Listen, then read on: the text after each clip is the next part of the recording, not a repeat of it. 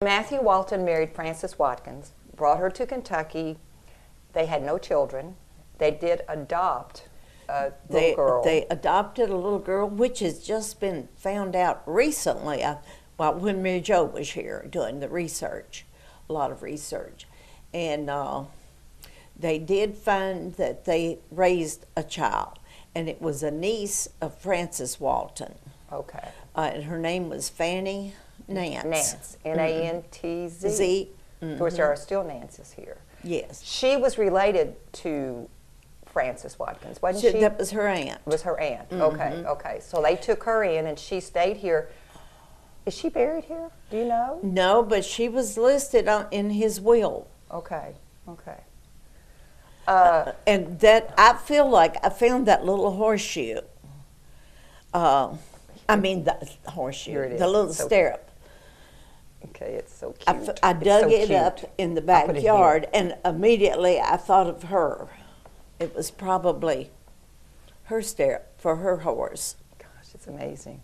You can definitely tell that it was handmade. hand. You can't. You sure can't. It's been in the ground a long time, too. So Matthew and Frances lived here. Matthew was, I know that he served, when Kentucky became a state, there were 10 constitutional congresses for asking for statehood. And Matthew Walton, I know, served on the third one. I found that in a Kentucky book. And the reason that Kentucky wanted to be separated from Virginia was, of course, the capital of Virginia was so far away, and Kentucky was not even allowed, I thought this was interesting, was not even allowed to protect themselves from the Indians until they had permission from Virginia, from the capital city. And so by the time they got permission, usually that was over. And so they fought for independence so that they could rule themselves as an individual state. And then finally in 1792, we gained our independence, and Washington County was formed in the second act of the Assembly of 1792 as a county in Kentucky. The Kentucky Territory, before we were a state, comprised of Jefferson, Lincoln, and Fayette County. And Nelson County came out of Jefferson County, and then we came out of Nelson County. So, you know, a lot of the information that you might read about Matthew Walton would have said that he owned a lot of property in Jefferson and Nelson County, and it's very likely that he did. Very likely that he did. I sort of doubted that at one time, you know, that he could ride to Louisville without getting off his horse.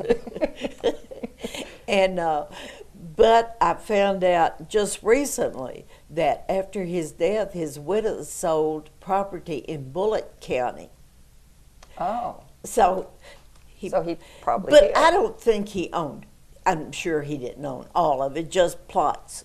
And some of it could have been joint, because he owned the Cumberland Falls with another man. Yeah. The Waller, that owned the land over here by St. Rose, he owned land with Waller. So I think a lot of it was I think a lot of Bill, he owned land with Bill.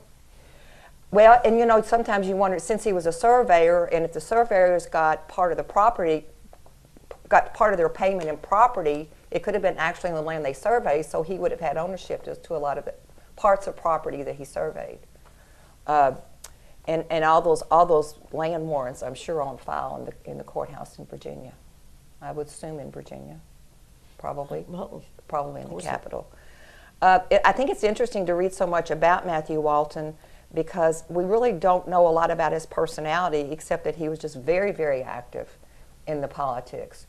I thought it was interesting, and I tried to Google this, and I think I would have to go to the Filson Club, but the first winery society of America was in Kentucky. This is where there were 100 people that were on the society, and they tried to grow grapes here, and Matthew Walton was in that society. Of course, it didn't work out. We were on the same parallel as Napa, but of course we didn't have the correct, with the humidity in the summer, we just didn't have the correct climate for it.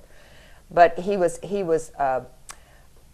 instrumental in the first courts that met at the, I'm going to say it was the Symbol House. That was our first little courthouse, trying to get us, trying to get Washington County to become a county, you know.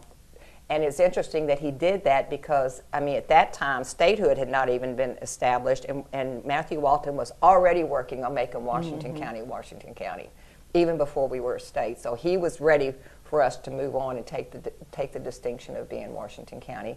And of course, we were named after George Washington.